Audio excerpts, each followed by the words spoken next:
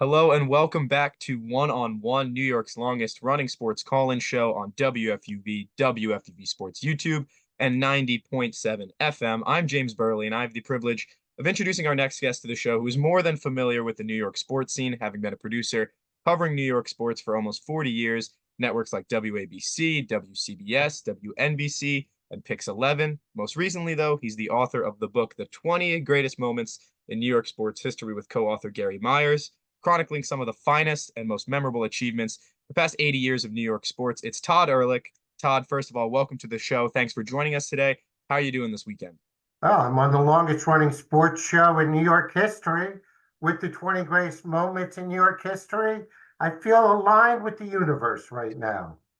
Perfect, perfect. So let's start here, Todd. What initially inspired you to write the book and delve into the history of New York's sports best moments?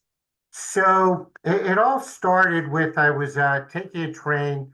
My dad was taking me to the train station. We were running a little bit late. So I go running in and I needed a book to read on the train.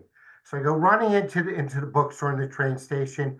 I grabbed two books just by the colors because I knew what it was on. Slapped down my credit card, ran. I made the train because I know you're nervous about it. And then as I'm sitting there and I'm opening the book, figuring out what it is that I bought, it dawned on me that sports are hyper local and that people love sports. They love national sports. But what they love most is their teams. And then it dawned on me as a longtime producer in New York City that I had the names and numbers of some of the most iconic athletes, broadcasters, and columnists that covered these, and there could be a book in it. My grandfather wrote almost 20 books. My mom wrote 15 books. I always had in the back of my mind, I wanted to write a book. I don't recommend it to anybody because it's the hardest thing I've ever done in my life. But somehow I had it in my mind. So I said to myself, I want to write a book. Since I was a sports producer, it dawned on me also that sports is really the only thing that galvanizes entire communities. If you think about it, right? If you're watching the Super Bowl, you're watching a championship, you're watching a playoff game, you, your family, your friends, your cousins, your coworkers, strangers that you're going to see at the coffee shop are all watching the same game.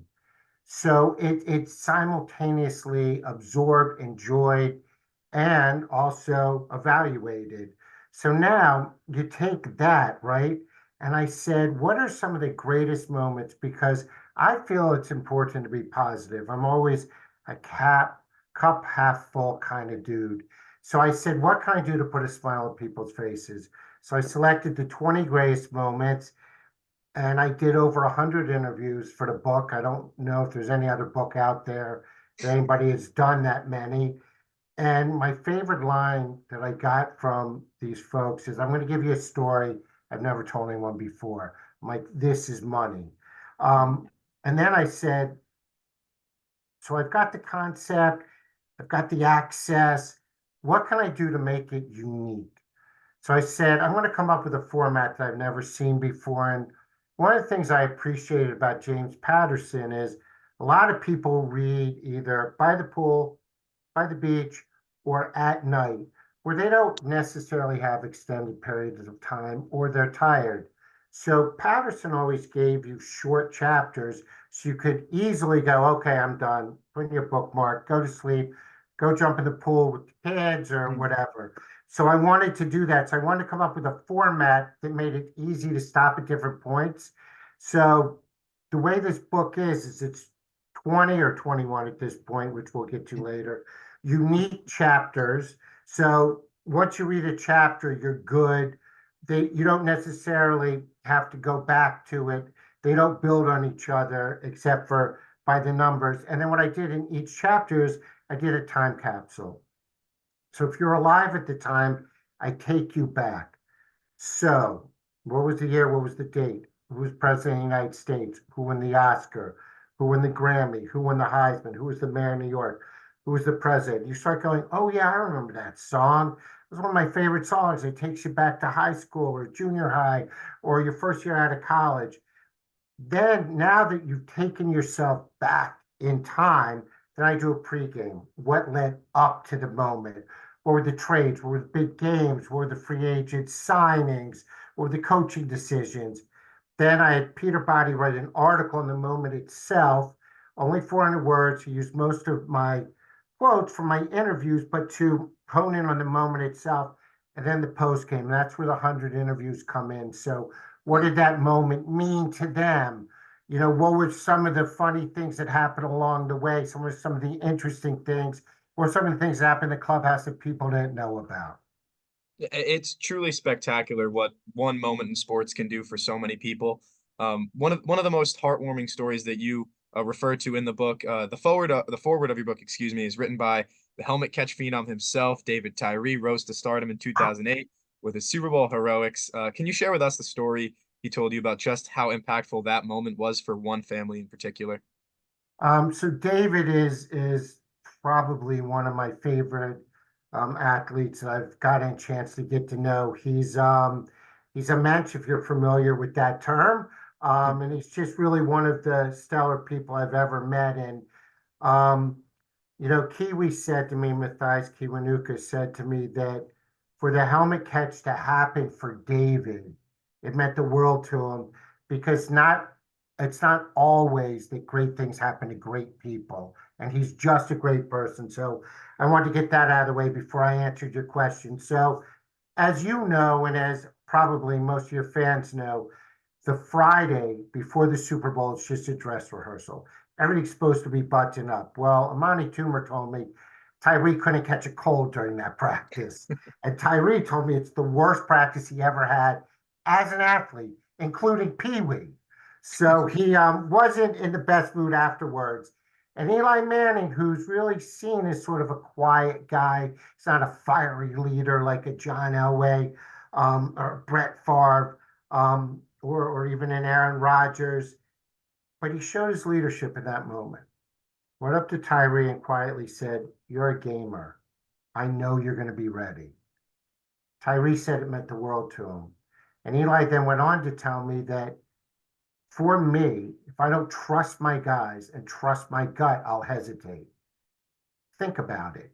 If he hesitated as he's scrambling around, getting pulled, his laundry's getting ripped apart, the ball would have been intercepted. Giants don't win the Super Bowl, and we don't have the helmet catch. So he didn't hesitate. He trusted Tyree. Throws the ball. Obviously, Tyree comes down to it, pins it to his helmet. Flats with the touchdown. Great defensive stand. The Giants upset the previously undefeated Patriots. Fantastic, right? So I said to David, I would assume that not a day goes by that somebody doesn't come up to you, tell you where they were and how the helmet catch impacted them. Do you have a story that you could share with me? And he said, yeah. He said the most impactful story was a guy came up to me and he said, my whole family, huge Giant fans, right? And my grandfather, sadly, at the time was on his deathbed. They were told he had less than a month to live. We all watched the game together. My grandfather lived another 6 months, and it was their perception that the helmet catch of the championship and the joy that the family and the grandfather garnered from that catch helped to extend his life. And David said that there is nothing that has impacted him more emotionally and been more humbling and overwhelming that the perception of something that he did could have been perceived to extend somebody's life. So that's the perceived impact of sports. That one's absolutely incredible. Going to keep it with the NFL here. The NFL season, didn't really go according to plan for neither the Jets nor the Giants, This as year, we now no, know. Yeah, unless the plan was to be terrible, yeah, that's in which case they did great. they Thumbs brought up. they nailed it if that was the plan. Yeah. But Started that with the doesn't mean that fourth play those of the teams. season for Aaron Rodgers, right? Yeah, oh, that was brutal one to watch for my Jets. But that doesn't mean that those teams lack a rich history, even the Jets. So I'm going to ask you about them. At number two on your list of greatest New York sports moments, you've got Broadway Joe Namath and the guarantee of Super Bowl III in 1969. What can you tell us about that? Okay, so leading up to the game in the practices, the Jets had watched film. Now they were a huge, huge, huge, huge underdog. The AFL had not beaten the NFL in the previous two Super Bowls. As a matter of fact, they were blown out. And it was expected that the mighty Colts on our neighbors, we're going to blow them out. Well, the Jets are sitting here watching tape and they're practicing and they're like, this sets up beautifully for us. Beautifully. They're feeling overconfident. And Weeb Eubank sat them down because the practices were so sort of joyous and euphoric, and they were so confident. He said, don't say anything, no bulletin board material. So, I mean, you guys all know Joe Namath and his reputation, wearing the pantyhose, the fur coats, the white shoes, too shore, the women, the gallivanting, right? So, this is Broadway Joe Namath, as you called him, right? So what's interesting is I asked him sort of about the guarantee and was it overconfidence? I asked him about his reputation. He said, no, here's the thing. I have three older brothers. I'm told never pat yourself on the back. And you know how older brothers can be. They'll pummel you if you don't listen to them. So he's got that ingrained in his head. Thursday night, they have the Footballer of the Year award for the first time ever. It's going to somebody from the AFL, Broadway Joe. He didn't think he had to speak. He thought he'd go up and get the award. Well, he goes up there from the back of the room. Some, guy yells out, hey, Namath, we're going to kick your bleepity bleep. So Namath said, look, let me tell you something. You guys have been talking for 2 weeks. Okay? I got news for you. We're going to win the game. I guarantee it. So he comes back to the table with Emerson Boozer and John Schmidt and the guys, and they're like, what did you do? We said not to say anything. And he goes, all right, admitted a little anger came out, but don't you think we're going to win? And Schmidt said at that point, hey, we got to win this for Broadway Joe, right? So one of the other interesting things about his confidence was he told me that his first practice at the University of Alabama with the legendary Paul Bear Bryant. Bear Bryant said, if you think you can't, you won't. Now think about that. If you think you can't, you won't. Namath said to me, this applies to everything in life.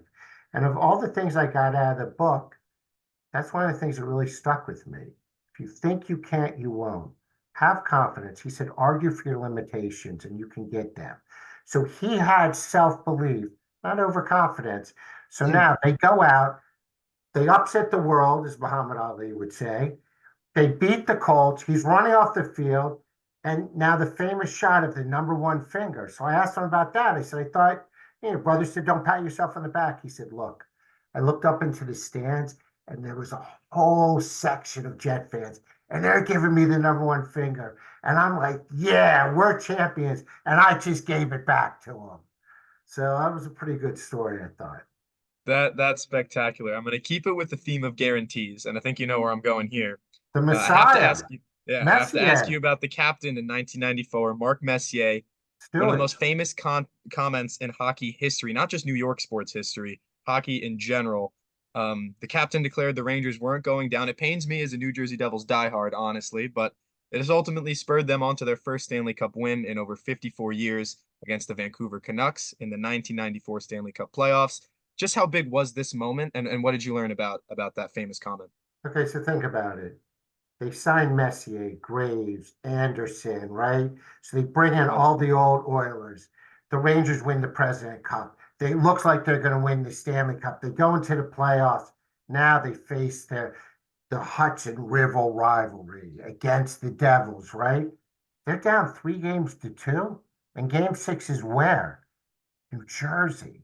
So now Messier feels that they've lost confidence. So what can I do to reinstall the confidence that we got from a successful season? So he comes out with the guarantee. So now picture this. He's in the back of a limo with Glenn Anderson, Brian Leach, and Mike Richter, and they're driving out to game 6. Anderson opens up the paper. He's like, geez, Mark, what are you doing? Way to put some extra pressure on us. And Mark said, look, Anderson, you won a cup with me in Edmonton. I believe in these guys. I want to instill the confidence in them. So Adam Graves said there's no better leader in any sport, any place than Mark Messier. He always rises to the occasion. So how about a natural hat trick?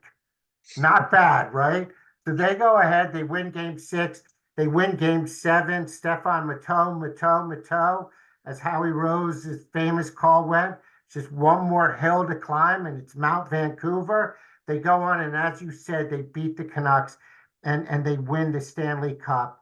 And it goes to show what leadership could mean. And then I had a interesting story going back to people telling me stories that haven't been told before.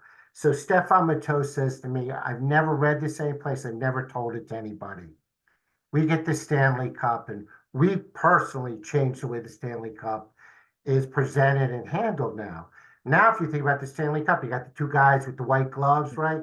Yeah, not then. So in '94, there were no guys, no white gloves. It was just FedEx. So he gets the cup at Quebec, right? Goes to Eric Desjardins' bar with it. A fan holds it up and it snaps in half. So the fan takes a picture of the cup with two halves. And Matteau says, I swear, we were being very careful with it. He doesn't know what to do. His friend comes up to him and says, don't worry about it. I'm a welder. He's like, it's 1 o'clock in the morning. I got you. Takes the cup, disappears for 3 hours. Comes back and says, here's the thing. One band cup would never break again. I did four. Stanley Cup is good to go. So he hands it back. He goes a decade later, his buddy came up to him and said, just by the way, I never told you this before, but I had a party like you wouldn't believe in my garage. I called everyone I knew at 1 o'clock in the morning. We're drinking out of the cup. It was off the charts. So that was one of the interesting stories that no one had ever heard, Yeah. along with obviously Eddie O taking the cup to Belmont and horses eating out of it, and the ticker tape parade, which was insane. This is, one of the stories that if people go to Amazon.com, Barnes and Noble, their local bookstore, and they buy the 20 greatest moments in New York sports history, there are literally tens to, over 50 of these type of nuggets that have never been told before, which will put a smile on your face. It was absolutely fascinating. You got all the exclusive tidbits from these stories. That's so cool. Let's move it over to the hardwood for a minute. The fourth Okay. chapter of the book focuses on Game 7 of the 1970 NBA Finals, Knicks Lakers. Yep. What about that game is so special? What were you able to learn about that? Well, I mean, I'll tell you what was so special about that. First of all, the Knicks had never won a championship before. And, look, this is one of the greatest, if not the greatest, sports town on the planet Earth. Who knows about Mars or Neptune? But on the planet Earth, New York is probably the greatest sports town.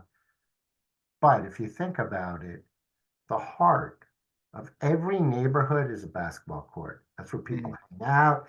And that's if you got game, you're going to get girls. You know what I mean? So basketball, you can play some pickup football, but to practice it, you need pads. You need a rink for hockey. Baseball, you need a whole baseball field. You need a bunch of guys, 18 guys. Basketball, you can play one-on-one. You can play 3-on-3. You can play 5-on-5. So everyone plays basketball. This town especially is a basketball town. So now they have never won a championship. The Knicks make it to the finals, right? Bill Russell had finally retired, so now the path is clear. They run to the Lakers, who also couldn't beat the Celtics.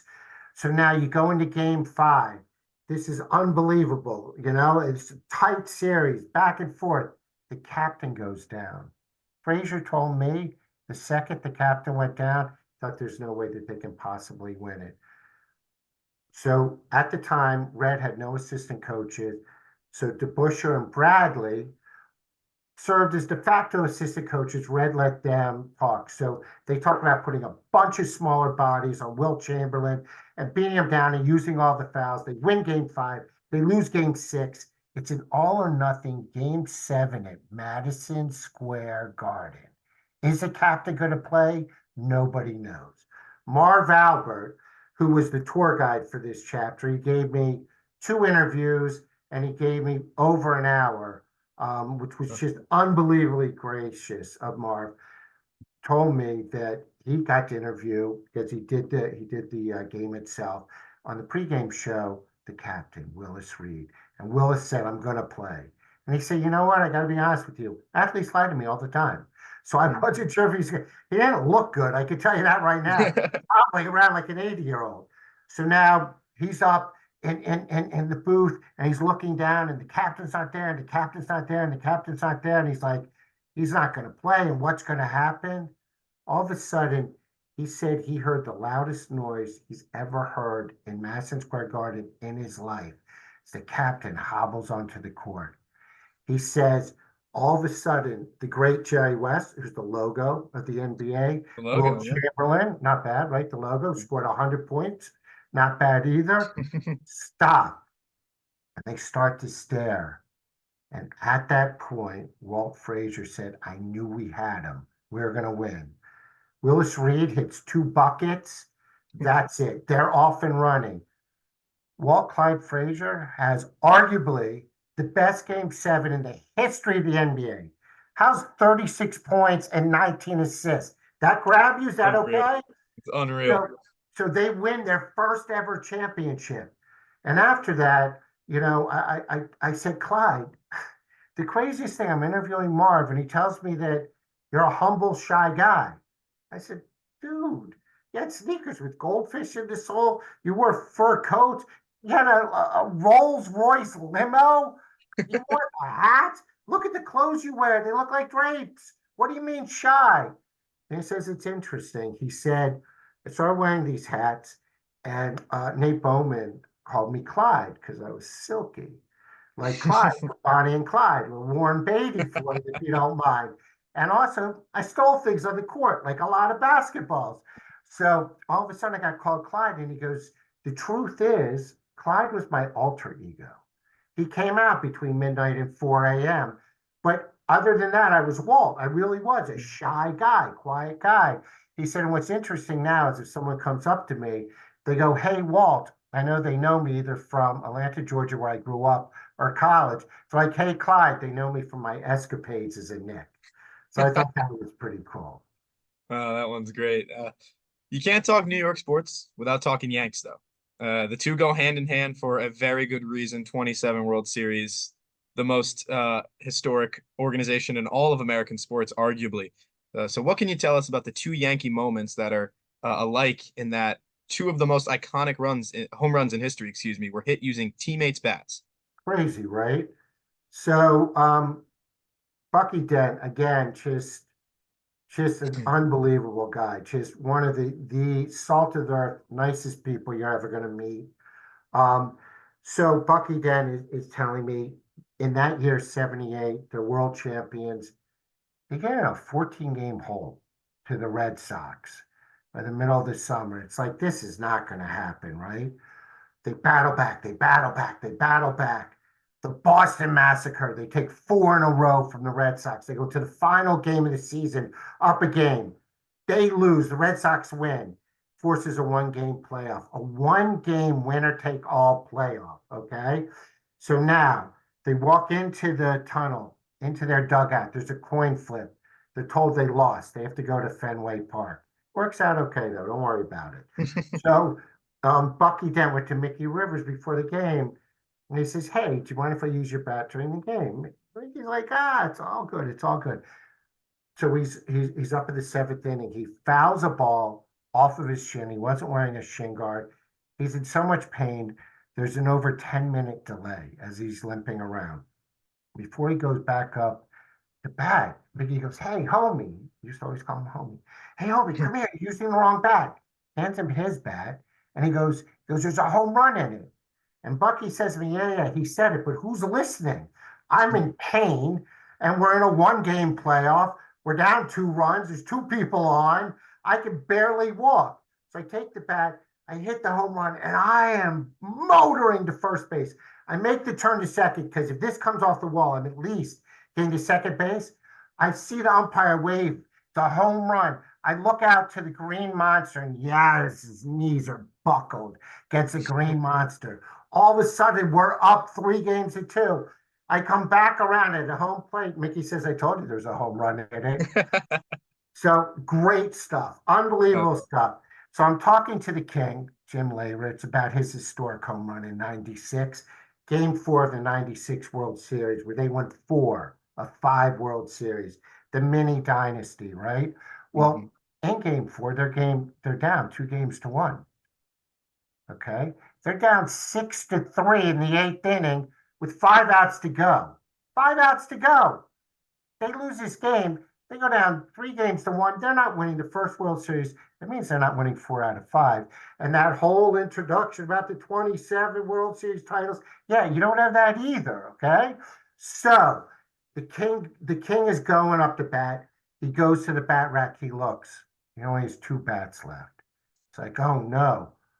Mark Wohlers is on the mound. He throws 100 miles an hour. Facing Smoltz the next day, and he's catching. It's like, what am I going to do? He goes, if I crack a bat, I'm dead tomorrow. To the right of the back rat is a box with Straw's name on it. Gerald Strawberry had a brand new box of bats. So the king, Larry, says, hey, Straw Man, can I borrow one of your bats? He's like, yeah, sure, take it.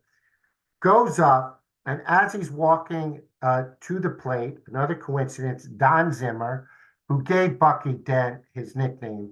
Zimmer was the manager of the Red Sox that Bucky Dent hit the home run against.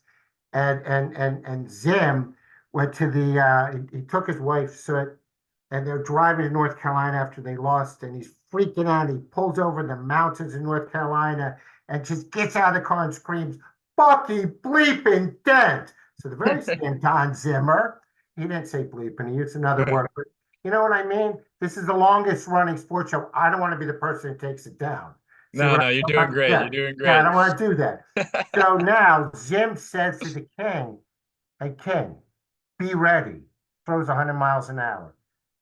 86-mile-an-hour slider. He turns on it, hits the home run, ties it at 6 apiece.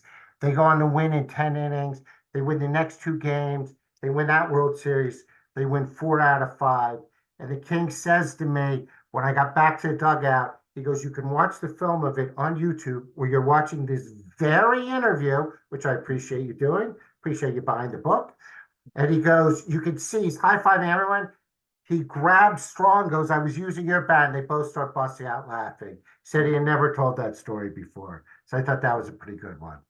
Well, before we continue, really appreciate your time giving us all these stories. I'm going to have to ask a little bit more about the book specifically, because it's probably lost on a lot of people just how much time and effort it takes to write one of these things, especially one that requires a lot of storytelling from the people who lived these moments.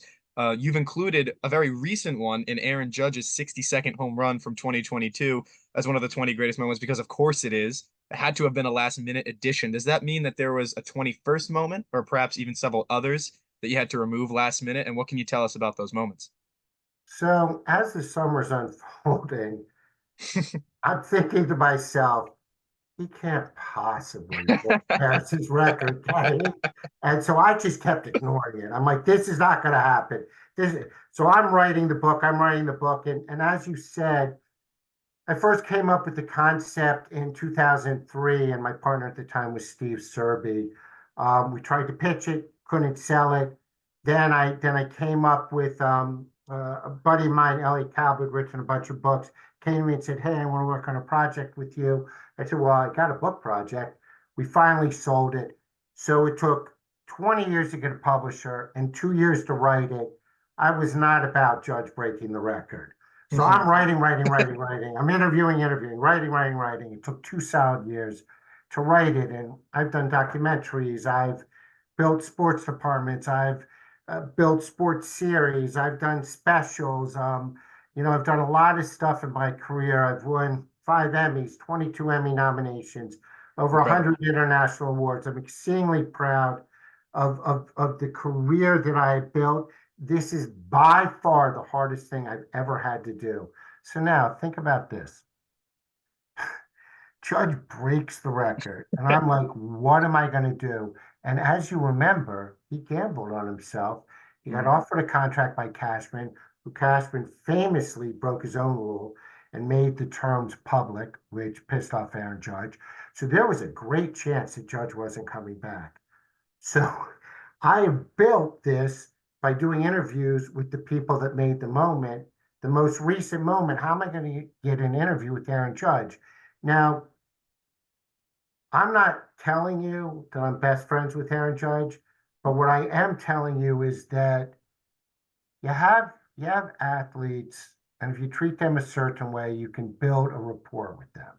Mhm. So I build a rapport with Aaron Judge over the year by asking hard questions, but thoughtful questions, never got into questions. always respectful, always knowledgeable. One of my stories about Aaron Judge is, you might recall, going back, maybe it was 2017, 2018, it snowed for opening day. So it was canceled. The second day, it snowed again. They didn't know whether it was going to be canceled or not. I was at WCBS at the time. So I went out both days. The second day I go out, it's a ghost town. There is nobody in the literally nobody in the clubhouse. I don't know what to do because we have a new news and it's my job to deliver an interview. So Aaron Judge walks out. So I'm like, Aaron, man, can I get a quick interview with you? And here's the problem. With the Yankees, they don't let you do pregame interviews in the clubhouse. You got to take them out of the clubhouse, down the hall, into the hallway in front of the step and repeat. So it's not just, can I ask you two quick questions and it's done. It's a process. So he goes, yeah, man, here's the deal. I'm going in for treatment now. Then I'll come out around noon and I'll get you. I said, Aaron, you're being very gracious. I appreciate that doesn't work. I said, I got Skip at noon. We're feeding that back live, and our newscast is over at 12:30. Um, and then by that time, the game will have already played, so I don't need it for post game. I'm like, any shot you could just quickly do it now. I'll ask you two questions. So he's like, yeah, hold on. Goes in, tells his trainer he's going to be a little bit late, comes back out, says, let's do it. We take him to step and repeat, and the vultures descend. Bruce Beck, WNBC, WABC, everybody is all the newspaper people have their mics in. I asked my two questions, and he looks at me, and he's waiting for another question. He goes, Todd, do you have anything else? I said, no. I said, I told you two questions. So I'm walking back in. I'm like, dude, you saved my life. I really appreciate the professional courtesy. Really means a lot. He goes, Todd, I already pushed back my training session. You had me. You could have asked anything you want. I said, trust me. I have a million questions. But when I give my word, it's two questions. It's two questions. I said, I got a question for you. Who was helping who? Were you helping me or was I helping you? He said, I was helping you. I said, then I'm a man of my word. And because of that, every time I was at his locker, he would say, Todd, he would usually give me the first question. And so you build that respect, right? So now, why do I tell you that story? You want to know? Well, I'm going to tell you only because I like you. So I'm covering the Astros series. They get swept, they lose. So now I'm in the clubhouse and I'm like, what am I going to do? I can't ask him a question for my book. I mean, his post-game press conference is on Yes Network, all the other media is there. It's selfish and not right to do that when everybody else is around him, you know? I'm like, but I need to get a soundbite for the book about him breaking Maris's record. So I go, I get IKF. He gives me some great stories about Judge and what a class act he was and how happy he was for him. So now the entire media is lined up to thank all the beat writers.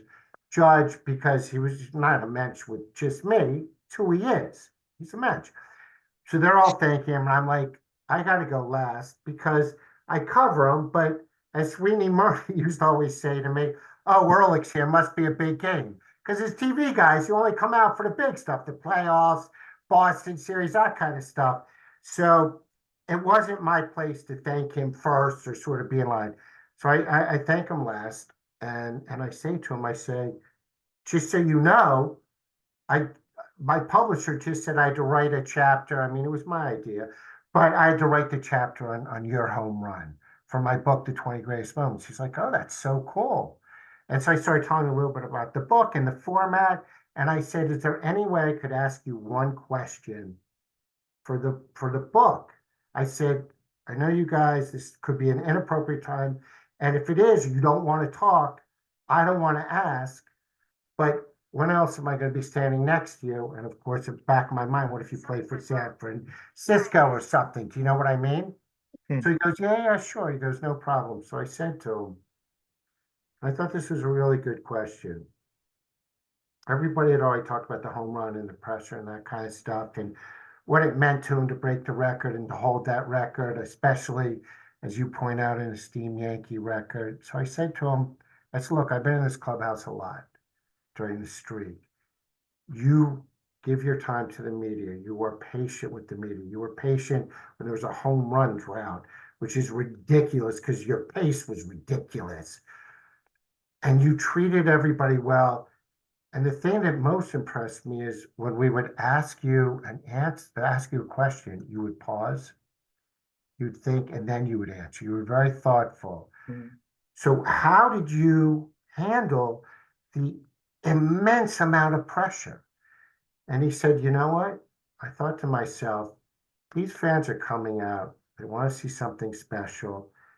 If I just play the game to the best of my ability, focus on each at bat at a time, the home runs will take care of themselves. The record will come or won't come. And so I was very lucky that I got Aaron Judge. I was very lucky I got an interview for the book. And then my publisher says, all right, Connors and Crickstein is out. I said, you're out of your mind.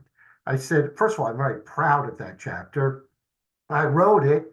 So I want all your people to know for the price of 20 moments, they get 21 moments. We didn't There you even go. raise the price, just so you know. That's awesome. This is the last thing, Todd, because we're running low on time here. The 20 greatest moments in New York sports history. It's out there for New York sports fans to get for the price of 21. For the price of 20, you get 21 on Amazon, Barnes and Noble, Google Books. So I was going to say, what is your ultimate goal in writing this book, and what do you hope readers take away from it when they've read it? So what I think is really important is, again, I talked earlier about putting a smile on people's faces. The world can be difficult, people's lives can be difficult.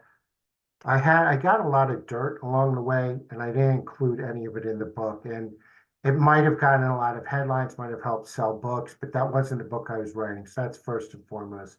Second thing is I want it to be something that families can share. So I have a 6-year-old son, Jagger David Ehrlich, who I dedicated the book to, who I love dearly, one of the greatest kids in the history of the planet Earth. To know him is to love him, and I love him. And I want him to read the book. I want my wife to read the book, and I want to read one chapter at a time, and then I want to discuss it. So I want the history of New York sports to live, and I want it to bring families closer together. So those are the two goals of writing the book. That's spectacular. I think I commend you for not including all the dirt in it as well, because these are great moments that are cherished by many. So I really appreciate that as a sports fan, and I'm sure all the readers around the New York area will. That's all the time we have today with Todd Ehrlich. Thank you so much for joining us. Really loved chopping up some New York sports history. I would say you're truly, arguably, the foremost New York sports historian now, one of them at least, I would say. So you can find the 20 greatest moments in New York sports history on Amazon, Google Books, or Barnes and Noble. Once again, thank you, Todd, for taking the time to speak with us about this great book. Really appreciate it and the work you've done in the field for almost 4 decades now. And we wish you the best of luck going forward. Appreciate it. Makes a great present, great Father's Day present. Thanks, guys.